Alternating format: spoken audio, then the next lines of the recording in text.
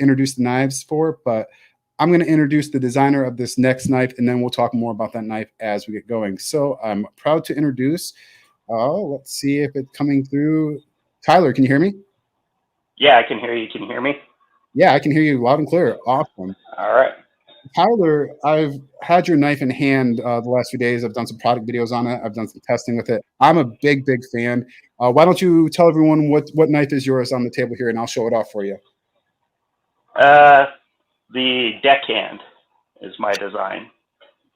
So this That is, one. yeah, this one right here. Yep, we've got a couple of them here that we're going to be talking a little bit more about. So, from what I understand, you were like, "Man, I want a work knife," and you designed this and brought it to Kizer, and Kizer made it come to life. If I'm missing any of that, or if there's any more you want to fill in, please. These guys love knife talk. So, Well, I'm just a hobbyist knife maker and was doing it for fun, and opportunity popped up to submit one of my designs, and this one just was a spur of the moment. I usually carry a drop point blade, and I decided one day, hey, I want to make a sheep's foot. So I went ahead and adapted my design into a sheep's foot, and it rolled from there. Now, this is very reminiscent of like a sailor's knife. At least when I look at it, I kind of see the sailor's knife. Is that something that you drew inspiration from, or did the two just kind of converge because they both make so much sense? They kind of converged. Okay. Like when they asked me to name it, and I looked at the knife, and it's the first thing that popped in my head. So because I was wondering, I was like, it looks like a sailor's knife, and it's called the Deckhand. So I wasn't sure if maybe you go yachting on the weekends for a hobby, or that was something that you like to do. No, I do come from a family of fishermen, but yeah. All right. Not me personally. Where are you about? Are you here in the U.S.? I know our last designer we talked to was in Canada. I'm in Montana. Montana. Okay, so plenty of outdoor stuff. Oh yes. So with the design on the Deckhand, you said traditionally you're a drop point. What kind of brought on the sheep's foot? Well, I've gotten quite a few sheep's foot folders in the past few years. I really like how they perform for everyday tasks, and I wanted to try one out as a fixed blade. So I went ahead and made myself one. And so handling this knife, I could tell it was made by somebody. So do you make other knives on the side as well? Are you like a hobbyist knife maker? Yeah. Okay.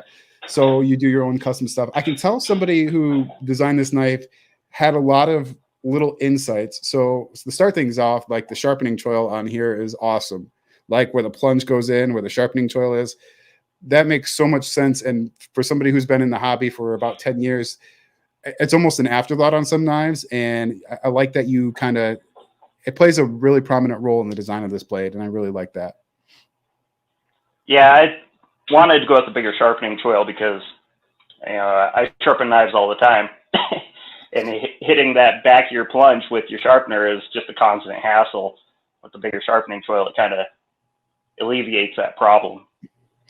And then even for like when you're out in the field sharpening, when you got a bigger sharpening choil, just makes it so you don't have to be as delicate and get up close and not worry about getting a heel cut in there. So, and then the other thing I noticed too was the jimping, and I don't want to say it's aggressive as in, I don't want people to think that it's going to really like tear up your thumb, but it's aggressive where you really do lock in there. Like the way I have a medium hand, and so I can get the full 4 on the finger. If you have a little bit of a bigger hand, you might want to throw a lanyard on there, which also lanyard hole, I appreciate as a lanyard guy. I got some paracord over here for later, but so we got lanyard hole, you've got good sharpening choil, you've got good jimping. What else? What other features about this knife do you bring as a knife maker, like when you design it or go through the process? For me, I don't really like a complicated design. Like I can see the people who like that and why they like that. But I want something that's comfortable in the hand, functional, and looks good as well. So that's my priority when I design a knife. I want it to sit in my hand comfortably, and I want to make it so that anybody could use it, regardless of your hand size. If you got larger hands, I wear a large glove. I hang a little bit off the back of the knife, but that's why I prefer a lanyard hole on mine, so I can put a lanyard on there and I get a comfortable, strong grip. And even the back of it's rounded. So if you have another finger, if you can see there's just a little bit sticking out there, that's going to wrap around that nicely. So even if I move my hand back, it's a very comfortable handle. Yep. That was the goal of the design. And so that's another thing that people, I think they'll be looking at a knife is always kind of hard to tell, right? But it's one of those things that once you handle it, the way this has this taper on the handle and it goes down, so it starts smaller and goes bigger, that really feels comfortable in the hand because the natural swell of your hand when you're holding those knives, you can even look at the lines in your hand. That's the way that goes. And so that fits in really, really well. Oh, yes. I try to consider that with a lot of my knives. I really want them to feel good in your hand while you're using it. Nothing worse than having an uncomfortable knife when you're doing a delicate task or trying to use it hard and it's causing you pain. That's not a good thing.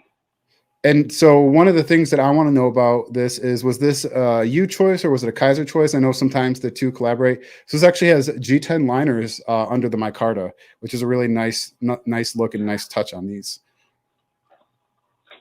So the knife I sent to Kizer originally, my prototype, I had liners on it. I had absolutely no idea that Kizer was going to add liners until I got the Deckhand in hand.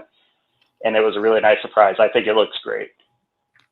It'd be really cool to see some color options in the future for the liners. Well, so for the liners, yes. And I know, and we'll talk a little bit about it more for the people that are watching. There's going to be some color options on the scales for some special folks, but we'll talk more about that. So currently, we're looking at this one, but we also have another one, and that is this one. It's going to be the same, but it's blacked out. This one has PVD coating, black hardware, same thing with the black liners. So you do got a couple of options in different colorways. I predict that this will be a very popular design. I feel like this will be something that'll stick around for a while. And I would love to see the variations on this. I would love to see DLC. I would love to see some higher end steels. And so this one is D2, and which is great for small fixed blades. I know people have their feelings about it, but on a small fixed blade, that's a perfect application. So there's that. And do you guys have any questions while I have Tyler on here? I just want to make sure I don't miss anything. I was wondering if it had jimping. Yes, guys, it has great jimping on here. Both versions have jimping, and it runs from about here to here. So good length on the finger, really locks in the thumb. Black on black is a good looking knife. It is. Let's see. Someone says D2 isn't near the sea. Well, which is why we have a coated option for you folks. So let's see. Does Tyler, do you make folders as well? One of the questions from Mike Trails. No, I do not. Not yet, anyways. Not yet. Eventually, I hope to make some. Yeah, well, like you said, it's complicated. So sometimes it's nice to do just a fixed blade. You don't have to worry about locking mechanisms and all that.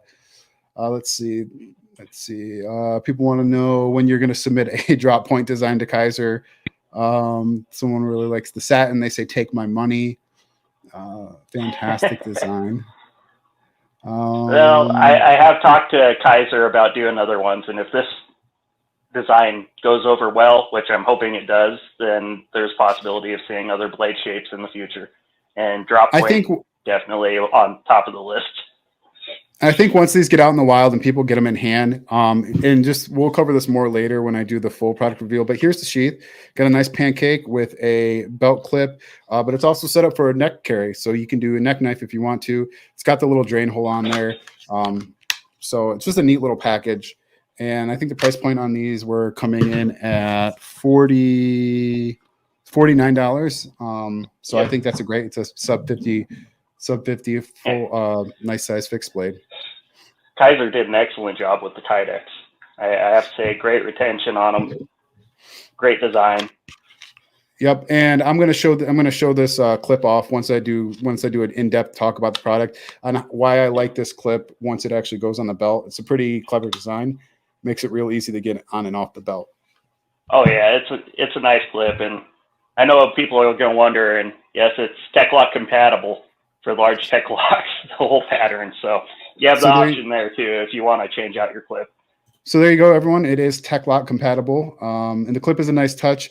Wait until I show it off. It really is a nice touch. Maybe I'll show it off real quick, and then I'll just re-show it off later. So here is a belt.